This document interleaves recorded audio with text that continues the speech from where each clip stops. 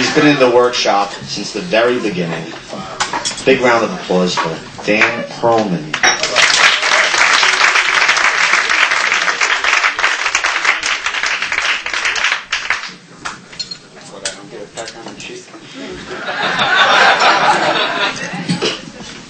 Good evening.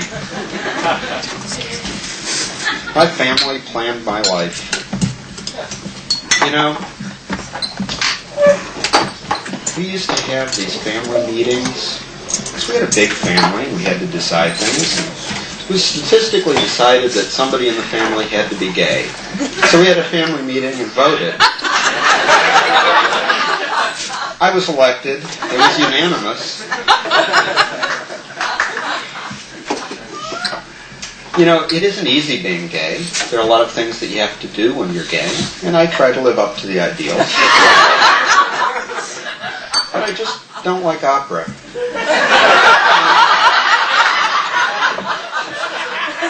I saw The Wizard of Oz once. I've never seen Dark Victory. I've never seen Gone with the Wind.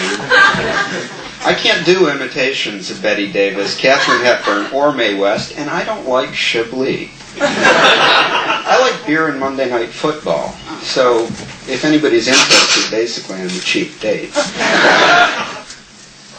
You know, some politically correct friends of mine have told me recently that I am no longer gay. I am now engaged in lifestyle dissension. It also turns out I'm no longer vertically challenged. And I don't have thinning hair, I have disenfranchised follicles. I love these little euphemisms, the little code words. Yeah, like, how did personality come to mean ugly? And just exactly when did attitude start to mean jerk? And here's my favorite. Did any of you have any friends when you were growing up? I did. Friend, a very simple word. But now it's, is that your friend or is that your friend? Oh, he's my friend. Oh, I see, he's your friend. No, you misunderstand me. He's my friend. You know, I have a little advice for President-elect Bill Clinton. Change the locks on the White House. See, I remember George Bush saying very clearly, we'll do whatever it takes to stay in the White House. He didn't say he was going to be reelected. He's not planning to leave. You know, Bill Clinton made a lot of promises to a lot of different special interest groups to get elected. He's going to have to be very careful selecting his cabinet.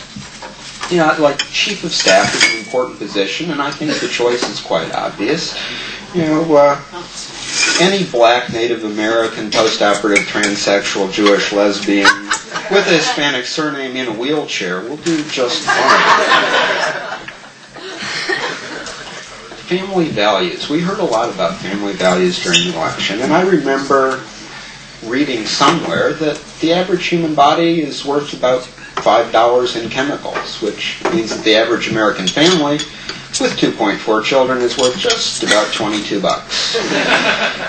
You can have mine for $20. As I said earlier, I was brought up in a family.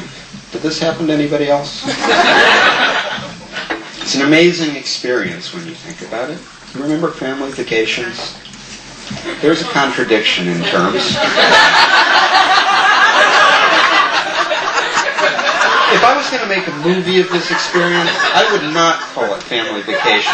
I would call it something like Station Wagon Slaves from Hell. Why do parents put us through this nightmare?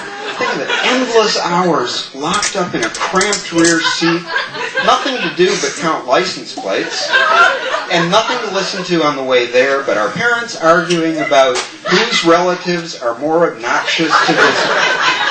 And nothing to listen to on the way back but our parents arguing about whose lousy idea this was anyway.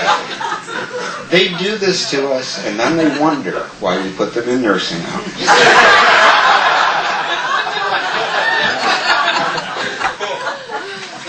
So, how about those Easter Island statues there? Pretty scary things, aren't they? One of them looks just like my Aunt Edna. And then there's Stonehenge. Anybody ever been there? Yeah? I was there about a year ago. A lot of theories about this place.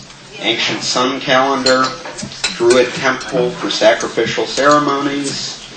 Oh, landing signal for extraterrestrial beings. I have my own theory. I think what we're dealing with here basically is a bunch of big rocks in a circle. But there are some real deep spiritual mysteries that we confront each and every day of our lives. Like, why do all of our socks get holes in them at the same time?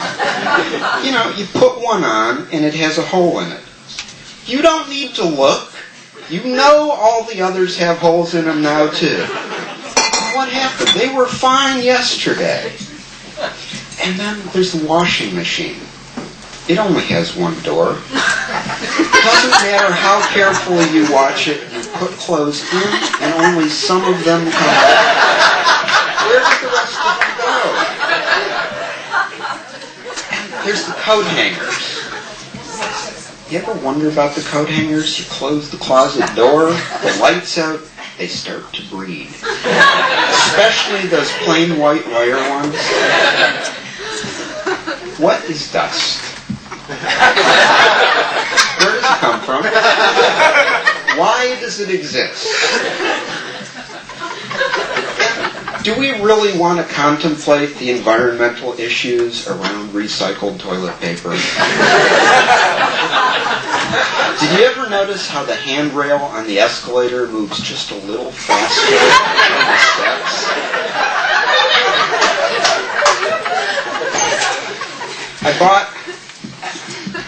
I got a special phone number for my parents to call me on. It has an answering machine on it. Message says, "Hello, this is your son. If you're calling to offer me more advice on my career, press 1.